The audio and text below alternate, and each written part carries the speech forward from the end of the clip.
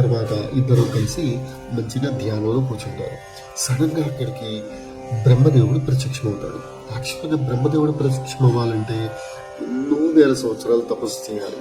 కానీ వాల్మీకి మహర్షి కానీ భరద్వాజుడు కానీ ఆయన గురించి ఏ తపస్సు చేయకుండానే, కనీసం ఆయన గురించి ఆలోచించకుండానే ఆయన అక్కడ ప్రత్యక్షమయ్యేటప్పటికీ షాక్ అయిపోతారు ఇద్దరు. తర్వాత ఏం చేయాలి? బ్రహ్మదేవుడు వచ్చాక చక్కగా ఆయనకి పూజ చేయాలి, ఫలాలు పెట్టాలి, మంచి ప్రసాదం పెట్టాలి, ఆయనకి కావలసిన సత్కారం అంతా చేయాలి. అలా చేస్తున్నా కూడా వాల్మీకి మహర్షి మానిషాద శ్లోకాన్ని పాడుతూ ఉంటారు తెలియకుండా. ఒక టైం అలా ఉన్నారు కదా, ఆయన ఆ శ్లోకాన్ని ఆయన తెలియకుండానే పదే పదే రావటం గ్రహించిన బ్రహ్మదేవుడు అది చూసి, వాల్మీకి, నీవు ఈ శ్లోకాన్ని చెప్పడానికి నా వైఫ్ సరస్వతీదేవి కారణం.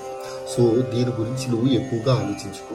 నా కొడుకైన నారదుడు నీకు ఏమైతే రామాయణాన్ని చెప్పాడో దాన్ని చక్కగా నువ్వు రాయి. ఎదుటి వాళ్ళ మనసులో ఏమనుకుంటున్నారో, అంటే రాముడి మనసులో కానీ, సీత మనసులో కానీ, లక్ష్మణుడి మనసులో కానీ, దశరథుడి మనసులో కానీ, సౌమిత్రుడి మనసులో కానీ, హనుమంతుడి మనసులో కానీ, వాళ్ళు ఏమేమి మనసులో అనుకుంటున్నారో కూడా తెలుసుకోగలిగే గొప్ప వరాన్ని నీకు ప్రసాదిస్తున్నాను.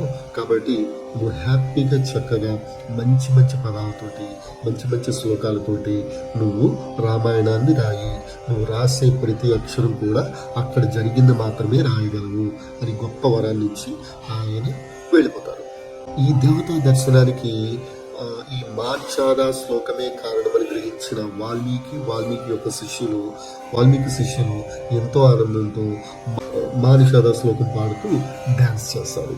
తర్వాత వాల్మీకి మహర్షి ఇకపై రామాయణాన్ని రచించాలనే ఉద్దేశంతో రామాయణాన్ని రచించడానికి ప్రిపేర్ అవుతారు. ఇది బాలకాండలోని మొదటి సర్గ యొక్క విశేషం అన్నమాట. ఇక మనం నెక్స్ట్ వీడియోలో రెండో సర్గ యొక్క తాత్పర్యం తెలుసుకోవడానికి ప్రయత్నిద్దాం. ఓకేనా పిల్లలు? బాయ్.